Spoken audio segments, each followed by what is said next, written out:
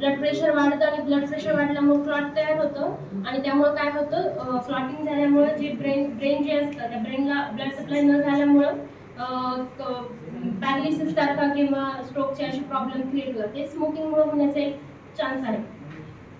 ठीक आहे, हे सगळे प्रॉब्लेम आहेत. ह्याच्या व्यतिरिक्त आपण जे टोबॅकोचे जे आपण बघतो की जनरली कॅन्सर होतो.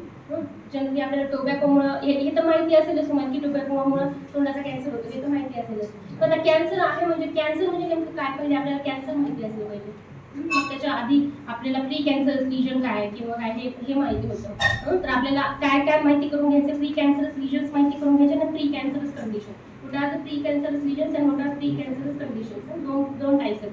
तर पहिल्यांदा तुम्हाला माहिती असलं पाहिजे की कॅन्सर म्हणजे काय असतं. कॅन्सरमध्ये काय होतं, अबनॉर्मल सेलची ग्रोथ व्हायला लागते, जे डिस्प्लास्टिक चेंजेस व्हायला लागतात सेलच्या. डिस्प्लास्टिक चेंजेस जे असतात ते कशामध्ये होतात, तुमचे अबनॉर्मल सेल्स जे असतात ते. नॉर्मल सेल मध्ये डिस्प्लास्टिक चेंजेस होतात नाही. डिस्प्लास्टिक चेंजेस म्हणजे काय की तुमचे न्यूक्लियस जे आहे ते ग्रोथ जास्त होते किंवा सायटोप्लाझम आणि न्यूक्लियसचा रेशो जो आहे हा चेंज व्हायला लागतो, वाढायला लागतो. ठीक आहे, हे असे बरेचसे प्रॉब्लेम्स तयार होतात आणि तिथनं मग कॅन्सर व्हायला लागतो.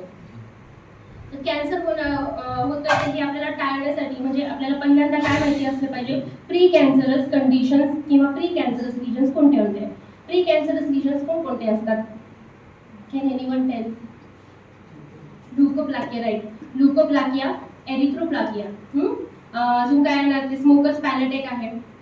परत कंडिशन्स मध्ये म्हणलं तर लायकन प्लानस आणि OSMF ह्या नेहमी आपल्याला बघण्यात येणाऱ्या एकदम कॉमन कंडिशन्स आहेत टोबॅकोमुळे होणाऱ्या. तर ल्युकोप्लाकिया हे आपल्याला कसं ओळखता येईल, तर ल्युकोप्लाकिया मोस्ट कॉमन रिजन कुठला असतो त्याचा, तर बक्कल म्युकोसा. जनरली जास्त करून बक्कल म्युकोसा. ओरल कॅव्हिटीमध्ये कुठल्या पण रिजनवरती हे होऊ शकतं, ल्युकोप्लाकिया, एरिथ्रोप्लाकिया, पण स्पेशली तुमचं बक्कल म्युकोसावरती जास्त होतं. तर बक्कल म्युकोसा जेव्हा आपण पेशंट बघतो तर मग ते आपल्याला डायग्नोज कसं करायचं की ही ल्युकोप्लाकिया आहे. तो व्हाईटिश लिजन असतो, व्हाईटिश लिजन आणि पॅच असतो, व्हाईटिशचा पॅच असतो आणि त्याच्यामध्ये काय झालेलं असतं म्हणजे एकतर तो होमोजिनियस असेल किंवा अल्सरेटिव्ह असेल किंवा स्पेकल्ड असेल. 3 टाईप असतात ल्युकोप्लाकियामध्ये. होमोजिनियस मध्ये काय झालेलं असतं, स्मूथ एरिया असतो, पूर्ण व्हाईट असा स्मूथ एरिया असतो.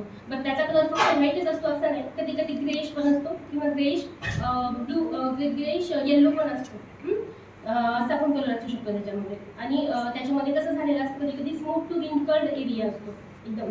आणि किंवा अल्सरेटिव्ह एक असतो, अल्सरेटिव्ह पण असतो. अल्सरेशन्स मध्ये काय झालेलं असतं की मध्ये थोडंसं ब्रेक झालेली असते स्किन आणि थोडंसं रेड दिसत असतं, त्याला अल्सरेटिव्ह म्हणतात. आणि नंतर स्पेकल म्हणजे काय की तेवढा जो एरिया असतो, लिजनचा जो एरिया असतो तो कसा झालेला असतो, थोडासा रेड झालेला असतो, त्याला आपण काय म्हणतो, स्पेकल्ड ल्युकोप्लाकिया. तसंच दुसरा काय असतो, एरिथ्रोप्लाकिया असतो.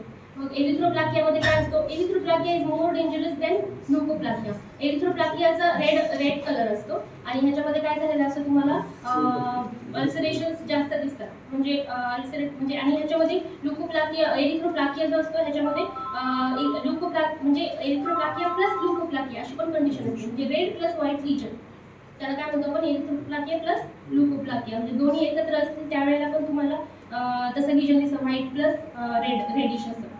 आणि ह्याच्यामध्ये पण तसंच टाईप असतं, स्पेकल्ड एरिथ्रोप्लाकिया पण थोडासा रेड झालेला एरिया. तर मग ह्याला आणि ल्युकोप्लाकियामध्ये मधलं समजायचं आणि आपल्याला कॅन्डिडियासिस माहिती आहे, कॅन्डिडियासिस. ल्युकोप्लाकिया आणि कॅन्डिडियासिस मध्ये डिफरन्स करणं खूप अवघड असतं. त्याचा डिफरन्स तुम्ही कसं ओळखणार, याच्यामध्ये हा जो असतो स्क्रेपेबल असतो, कोण, कॅन्डिडियासिस मध्ये स्क्रेपेबल असतो. म्हणजे जर तुम्ही एखाद्या इन्स्ट्रुमेंटने स्क्रेप केलं समजा तर ते इझिली स्क्रेप होतं कॅन्डिडियासिस मध्ये, आणि जे की ल्युकोप्लाकियामध्ये होतं का, होत नाही.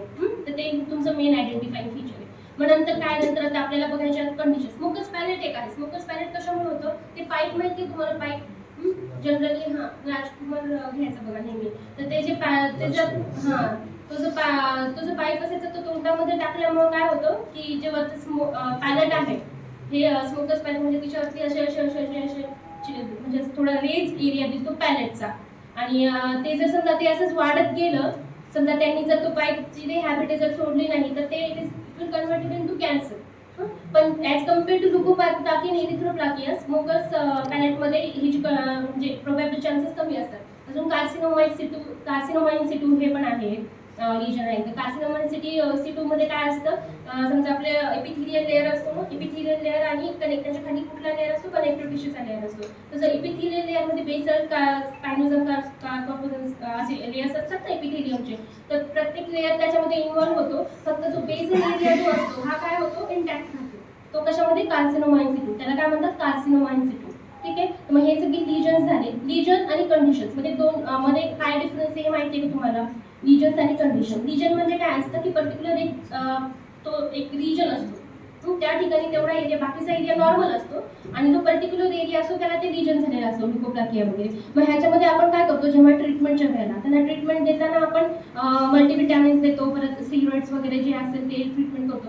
पण कधी कधी ह्याला सर्जरी, जर जेव्हा ॲडव्हान्स लेवलवर गेला ते, मग त्याला आपल्याला सर्जरी त्यांना ॲडवाइस करावं लागते. तर मग सर्जरीच्या वेळेला काय केलं जातं आपल्याला, की तेवढा जो एरिया आहे, ते लिजन आहे, तेवढं ते सर्जरीनं ते रिमूव्ह केलं जातं सर्जरीमधनं. ठीक आहे. आणि कंडिशन्स, लिजन आणि कंडिशन मध्ये काय फरक आहे? कंडिशन म्हणजे हे रेस्ट्रिक्टेड माउथ ओपनिंग. समजा OSMF ही एक कंडिशन आहे. OSMF मध्ये काय होतं, ओरल सबम्युकस फायब्रोसिस, त्याच्या नावामध्ये त्याचा अर्थ आहे. म्हणजे जे आपले बकल रिजन आहे, समजा चेक एरिया आहे, ह्याच्यामध्ये काय तयार होतात, बँड्स तयार होतात. बँडचं आपलं कसं आपण असं फुल केलं की ओढलं जातं की नाही आपला गाल, तसा तो गाल ओढला जात नाही त्यांचा. हे कशामुळे होतं, कंटिन्युअस हॅबिट चेंज जी असते टोबॅकोची, कंटिन्युअस हॅबिट तोंडामध्ये ठेवून ठेवून ठेवून ठेवून काय झालेलं असतं, हे जे गाल असतो त्यांचा हा पूर्ण फायबर तयार झालेले असतात. फायबर तयार होतात आणि फायबरमुळे काय व्हायला लागतं की तिथे फायबरस बँड तयार व्हायला लागतात. आणि तुमची जी माउथ ओपनिंग आहे ही एकदम रेस्ट्रिक्टेड होऊन जाते. म्हणजे जर 4 बोटं जात असतील तर 2 बोट जातात, 3 जातात, नंतर 2 जातात, असं असतं. तर मग ह्याच्यामध्ये तुम्हाला ह्याच्यामध्ये ट्रीटमेंट करायची म्हटलं तर ह्याच्यामध्ये ट्रीटमेंटमध्ये सगळ्यात मेन तुम्हाला काय सांगितलं जातं, मल्टीव्हिटॅमिन्स म्हणजे व्हिटॅमिन ए, व्हिटॅमिन सी, परत बी कॉम्प्लेक्स, तुम्हाला व्हिटॅमिन्सचं सप्लिमेंट द्यायला सांगतात. हे सगळ्यात मेन आहे, कारण तुमचं जेव्हा न्यूट्रिशन कमी असल्यामुळे हा प्रकार होतो. तर मग तुमचं सगळ्यात पहिल्यांदा तुमचं टोबॅकोची हॅबिट जी आहे ती स्टॉप करायला लागणार. कंपल्सरी टोबॅकोची हॅबिट किंवा स्मोकिंगची हॅबिट कंपल्सरी स्टॉप करायला लागणार. त्याच्यानंतर तुम्हाला न्यूट्रिशनल सप्लिमेंट घ्यावं लागणार आणि मग नंतर त्याच्यानंतर अजून कॅप्सूल